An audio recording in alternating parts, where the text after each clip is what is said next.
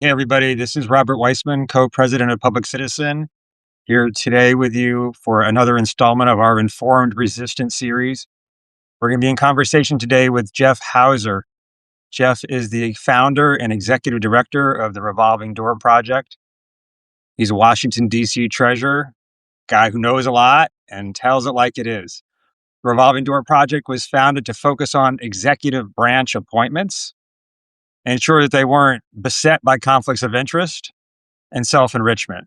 So, of course, he's got nothing to talk about during the Trump period, but we'll find some matters to get to. We're going to talk a lot today about a person that everyone in America should know, but not enough do, Russell Vogt. And if we have time, we'll get into some other issues going on the more liberal side of the equation and some debates about public policy and something called the abundance agenda. Jeff, thanks for joining us. To get going, why don't you just do better than me and describe what the Revolving Door Project is? Sure. We fight against corporate influence in our politics. We were founded to work on that within the executive branch, and that remains our core focus. We think that the president is not primarily a legislator, but they are, in fact, the person who executes existing laws, and that there's a lot of inherent discretion in whether or not you enforce existing laws or not. Whether or not rich people have to pay taxes is really a question of enforcement. You can write good tax laws, but if the IRS is destroyed and regulations are passed that make carried interest a way to reduce rates and allows various tax shelters to prevent taxes from being collected at all, then it doesn't matter what tax policy we have. So in general, we pay a little bit too much attention in our politics to what laws should be passed and not enough on how the laws are enforced.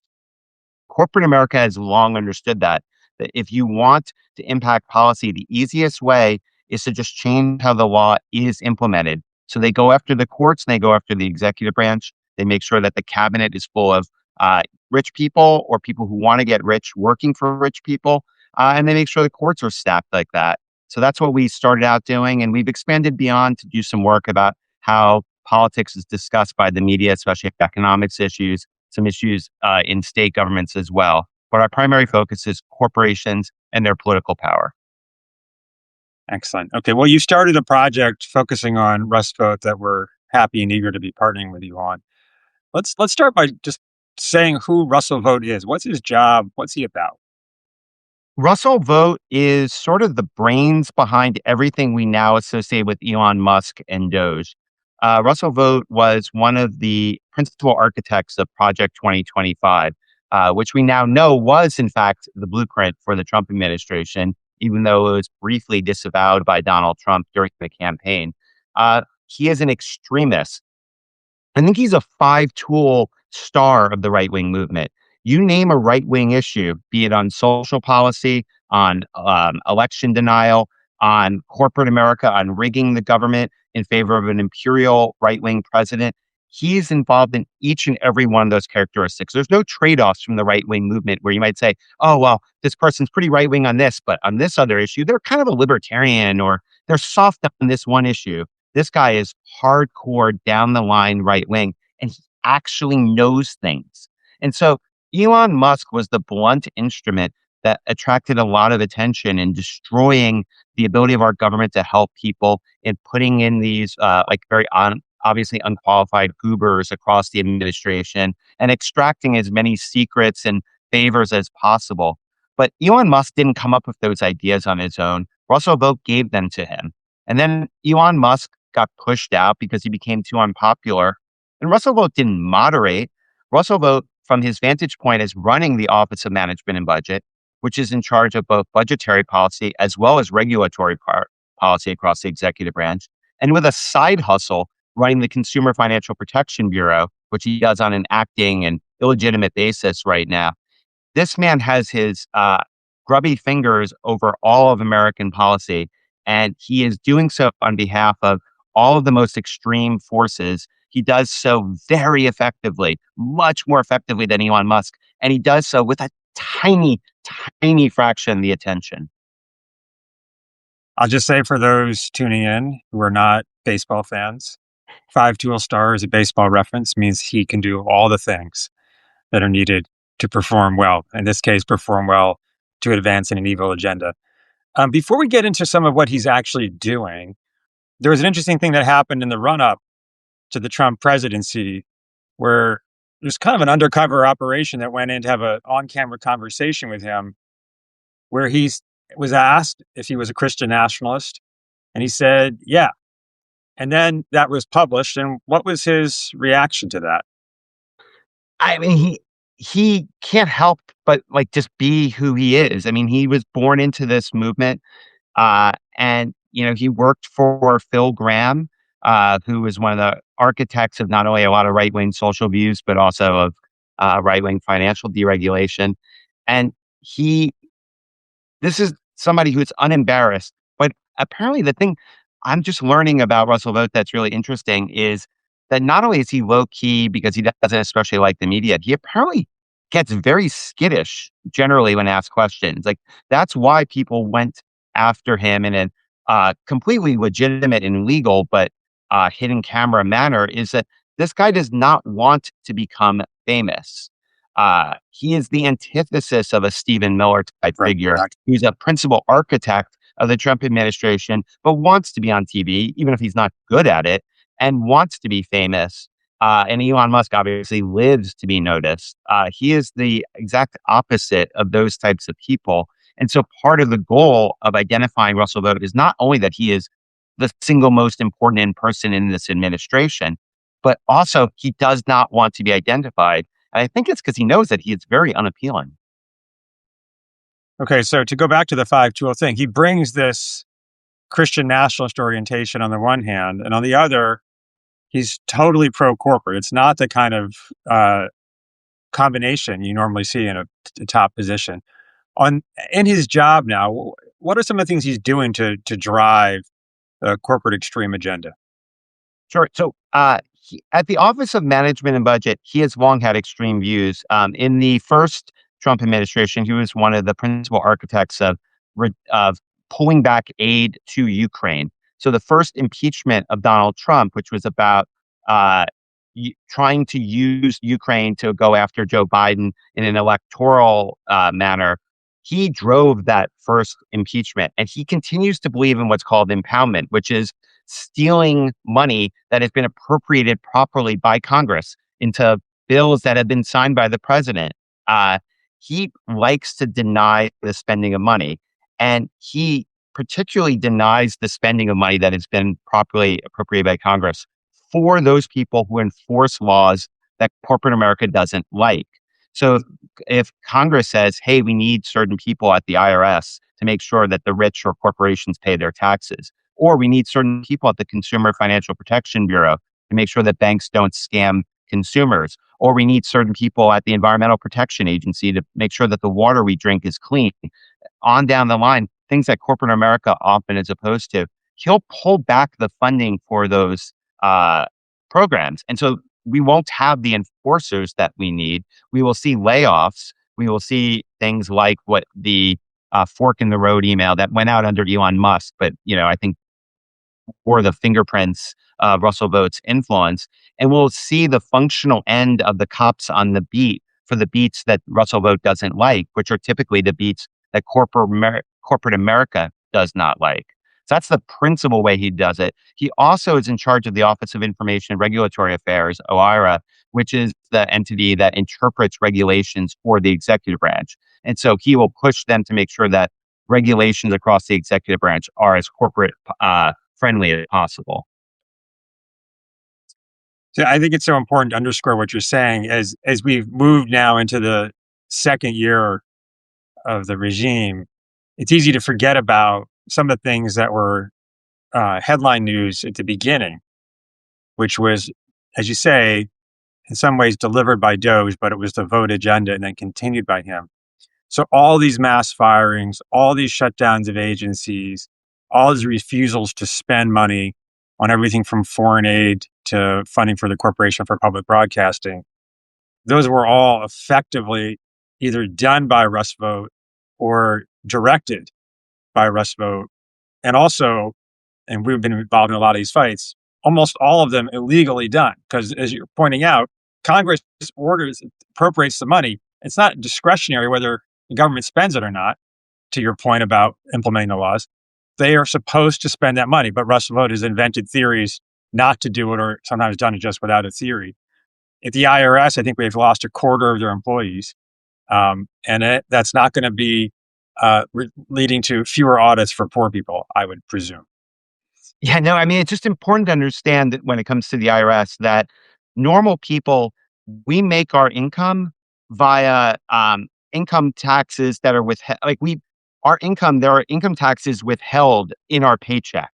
So we would have to go to great lengths to even figure out a way to play any games, right? Like you cannot, normal people who make their money via salaries can't really play games, and they do not generally have problems with the IRS. It's people who run businesses and can do complicated schemes where they have access to information and the government doesn't have access because like your employer generates information and gives it to the IRS. So you got to pay the taxes fundamentally.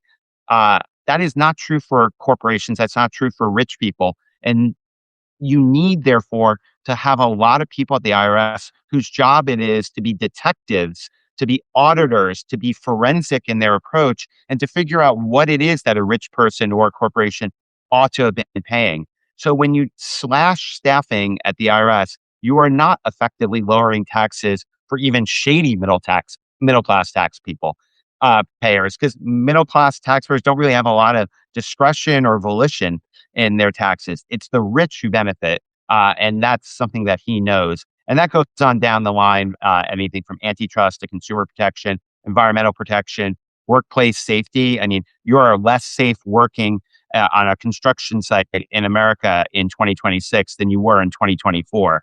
And part of what we at Revolving Door Project are hoping to do in partnership with groups like Public Citizen and many more, because this is going to take an entire village, is to explain to people that when they get hurt at work, when their food is less safe, if they have family member who's in a VA, under the VA's care, or there's a Medicaid nursing home and things are not going well and they are unsafe, that Russell Vogt is the cause of their pain.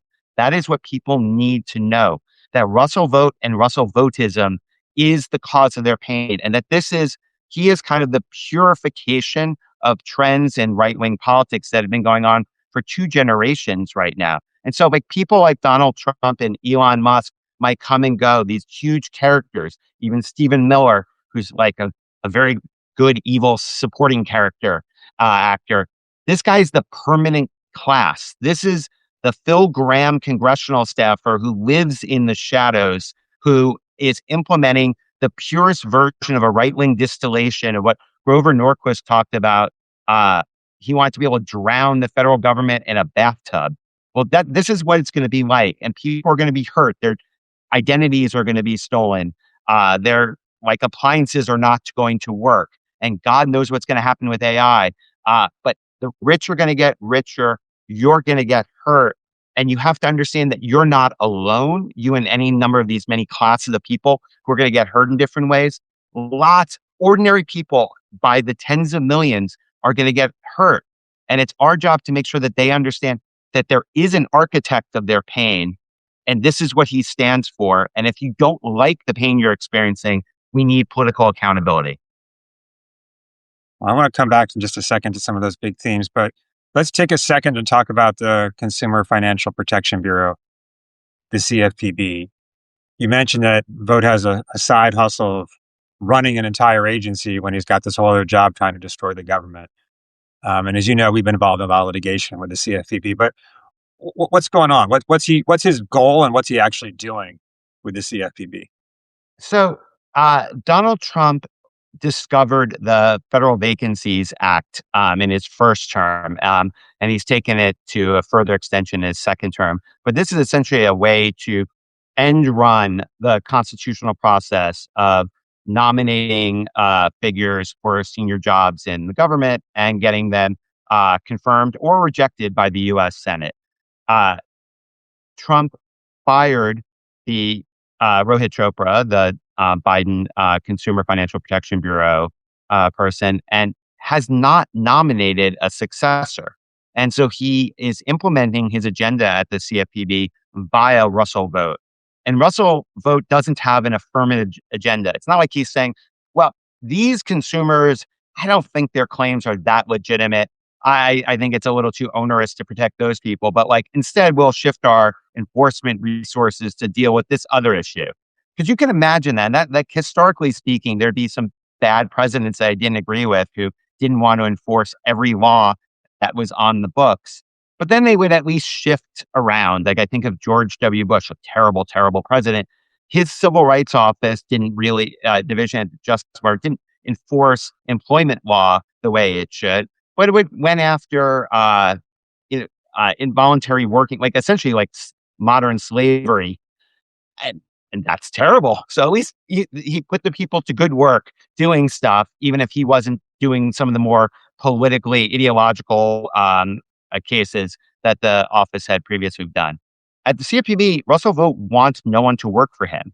They are coming up with theories that claim they don't have any money, which is the opposite of truth, because the CFPB uh, exists within the Federal Reserve, and the Federal Reserve literally prints money and makes a lot of money for various financial services, and the CFPB is guaranteed a swath of that funding.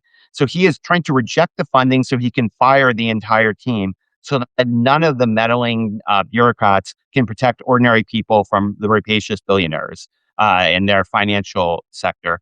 This is particularly important in the case of like fintech and some of the other entities that exist to provide to take advantage of what we often call regulatory arbitrage.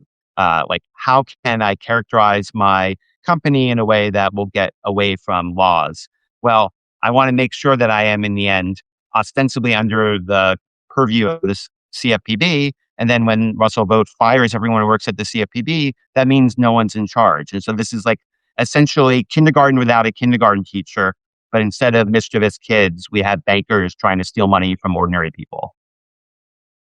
Yeah, so the first thing that Musk did with Doge was just try to shut the agency down altogether, and it's more or less on life support, while litigation that we helped start is ongoing. And then, as you say, because he's a guy who knows things, he came up with a theory that the CFPB is funded on an annual basis by funding from the Federal Reserve, and he looked at the statute creating the CFPB and said, well, that only applies if the Federal Reserve is making money. And according to my calculations, the Federal Reserve is not making money, notwithstanding your point that they actually print money. And therefore, we can't take any money. We're legally prohibited from funding this agency.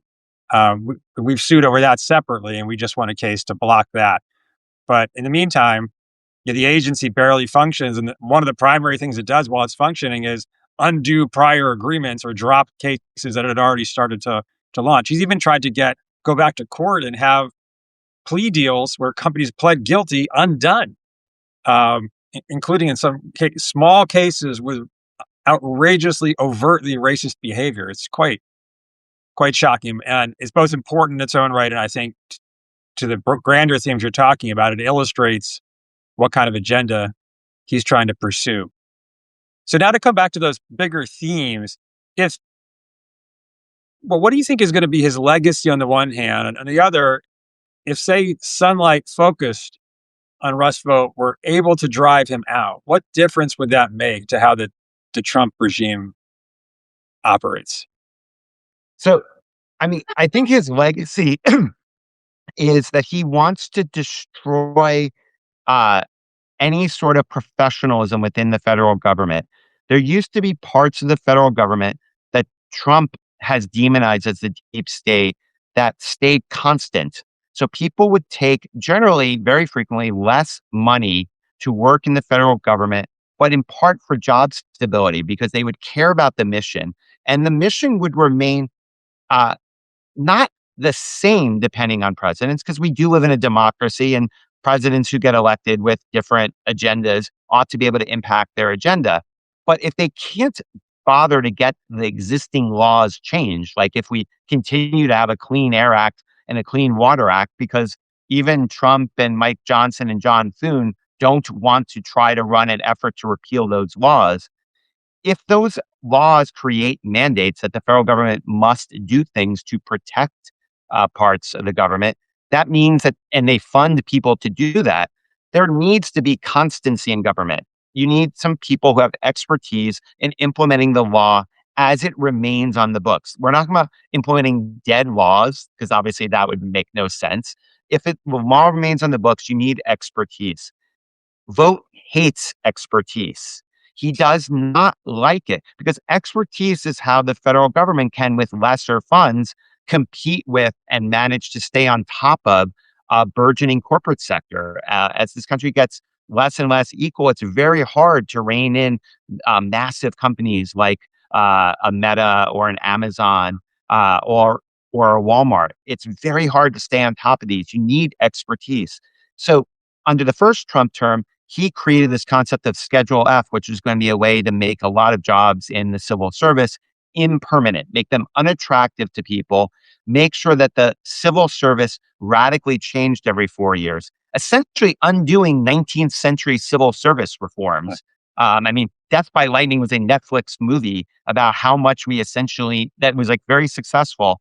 And it was about the James Garfield assassination. But like a key text of that was like when America didn't have a government with permanent expertise, things worked really, really badly. We need that.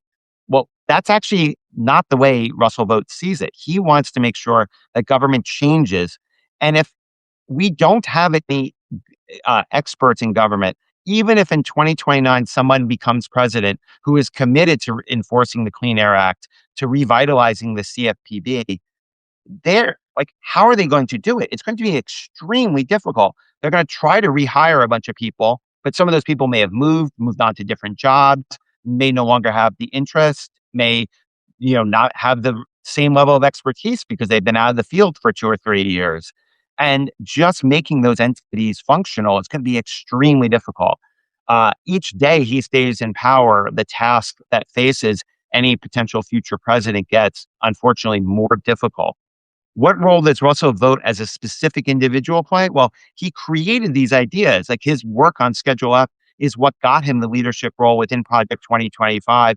And Project 2025 gave Trump 2.0 this sort of extreme game plan, which they're executing. So at some level, he might have like essentially innovated his way out of necessity. But I think Vogtism is central to what the right wing oligarchs want this country to be like. And so I think we not only have to work on Russell Vogt as a person, but we need to identify his approach to governance as a key malady that connects people who are suffering all sorts of very seemingly distinct symptoms, but he is the common cause. His ideology is the common cause. And we need to fight against that ideology. Super, super well said. And as you said before, it is the distillation, and remarkably so, because it's not like Trump has pure views on anything, but he's able to grab power and sort of many decades of right wing thinking find their sort of apogee and implementation with Russell Vogt. Well, let's pivot. We're running out of time, but let's pivot for a moment and talk about what comes after, and sort of what's the replacement theory, to use a term that's out of fashion right now. But on the progressive side, or at least on the Democratic opposition side, there are different ideas floating around. And one that's gained a lot of attraction recently that you've talked about, you and your colleagues have talked about a lot, is this idea of abundance. Why don't you summarize what that is and why it's causing you and us concern? Abundance is essentially a way to try to get Democrats and oligarchs, especially Silicon Valley oligarchs, to be back on the same page. It's an attempt to create a theory around the return to Obamaism. The Obama administration was very close with Silicon Valley. Mark Zuckerberg was popular. Eric Schmidt helped fund and run Obama campaigns. And that was not act controversial yet. People did not really fully understand what social media was doing to the fabric of this country. They didn't understand the problems with Silicon Valley's idealization of the world. And Silicon Valley, like most other businesses, does not like having rules. And they think that rules make them less creative. They are less creative. That means less wealth. And they think that what makes them wealthier makes everyone wealthier. And so abundance is an effort to say, look, maybe it is too many rules are getting in the way of this country being productive. And if we were more productive, everyone would be better off. This idea that we'll just grow faster and then we'll all have slices of a bigger pie. Well, first off, like the math doesn't really math very well. I mean, if we go from 2.5% annual growth to 5%, and rich people go from getting half of that 2.5% to 75% of that 5% growth, like the rest of us have not gone up at all. Like it's not inherently the case that greater growth helps people. And in fact, some aspects of society, like we are inherently in competition. Like if the rich have more political power, that means the rest of us have less political power because you can't change that there's only 100% of political power in this country. Um, so there are some fundamental problems there.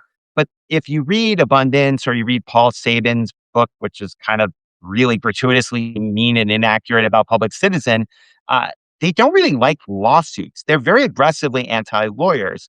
And I was trained as a lawyer and I have mixed feelings about the law, how it's taught and practiced in America. And I'm not against people being anti lawyer in some senses.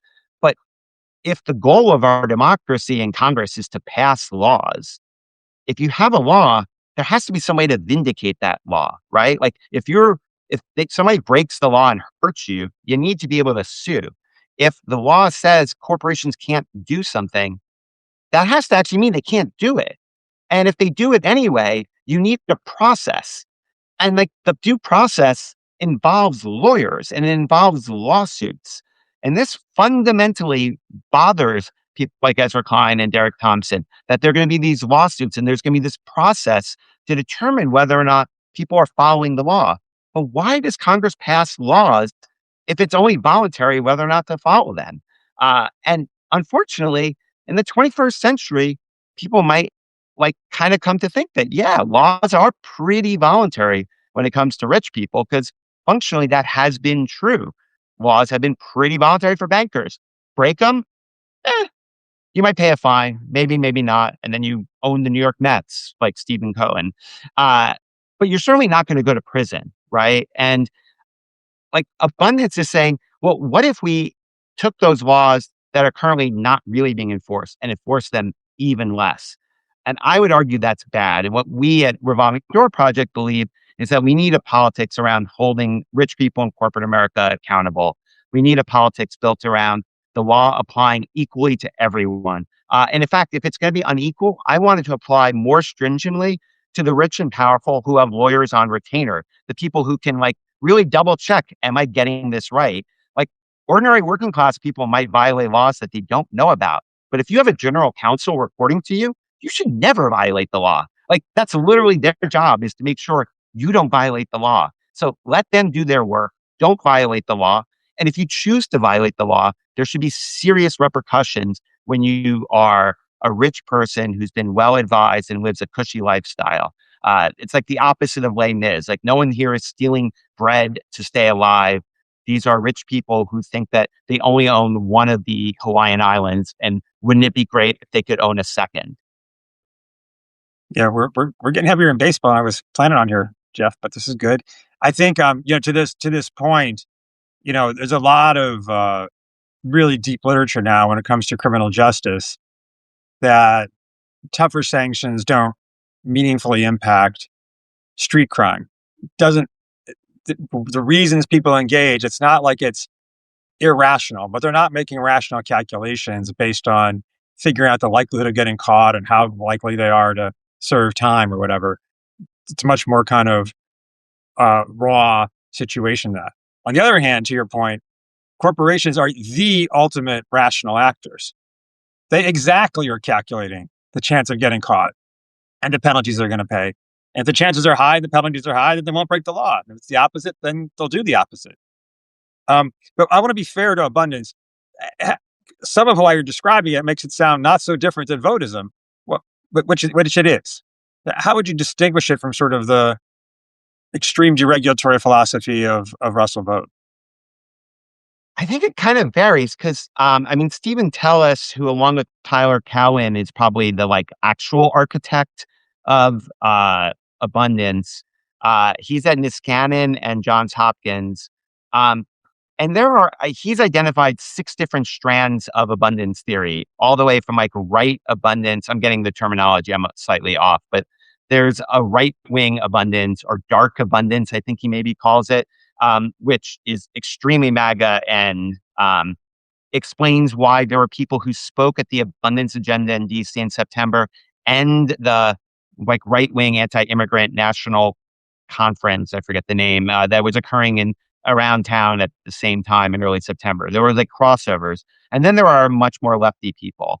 Um, like the leftier people focus disproportionately on the need to get rid of laws limiting density in residential housing. And there I'm 100% on board. Like, I mean, I grew up in the New York City area.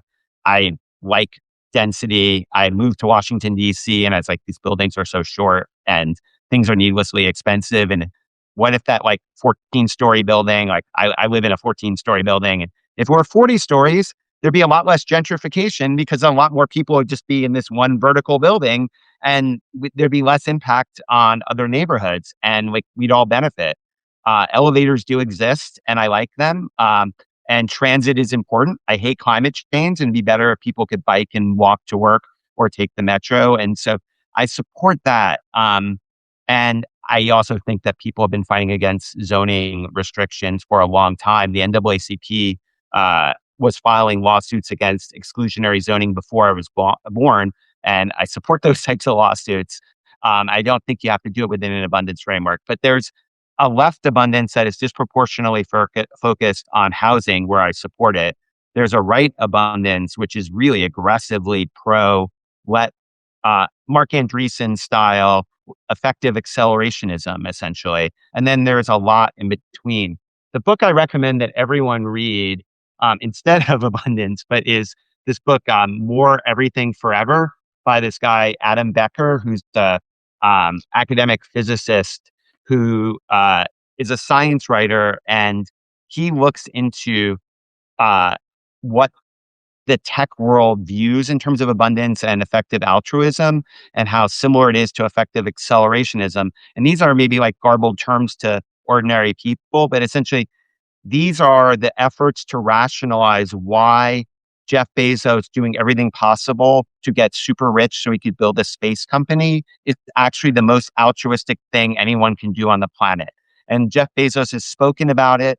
And apparently every time he speaks about it, he gets the science wildly wrong, which really motivates Adam Becker, the author of that book. And I can't do justice to the science as to how wrong Elon Musk and Jeff Bezos are when they discuss it. But basically, there's some really extreme views out there on the right edge of abundance. There is a left edge that does some good stuff. But when they're pushing together into a coalition, there just are, to my mind, too many commonalities with Bodhism. Yeah, I mean, I think that's obviously a deregulatory agenda. And the other thing that always sort of blows my mind, sort of on the progressive end of this, is the failure, almost the refusal to acknowledge the reality of corporate power. That the politics and the economy are structured by corporate power. It's not like we're living in some Adam Smith world where a bunch of sort of dumb bureaucrats are imposing dumb rules and we're getting dumb outcomes. Like that's, if you think that's our real problem in the world, I just don't know how and you call yourself progressive. I don't know how you're getting there. Yeah. Corporate profits are at all-time high. It's hard to see how bureaucrats who hate capitalism are winning. All right. Perfect way to end. Jeff, before we sign out, why don't you take a second, tell people how they can get in touch with Revolving Door Project and learn about all you're doing? Sure. Probably the easiest way to stay in touch is Revolving Door Project at substack.com, which, if you're on this, you can get to pretty easily. We generally do a couple of newsletters a week and we link, and we try to have some aspects of that which summarizes our overall work, which you can find at therevolvingdoorproject.org. And we follow just a whole range of ways in which corporate America tries to control our politics. All right. It's a great conversation. You're doing great work. Everybody should check it out. You hear from Jeff how many ideas are banging around. It's always great stuff from Revolving Door Project. I'm Robert Weissman, co-president of Public Citizen. This is another of our series of the Informed Resistance. We'll be back with you next week. Thanks, everybody.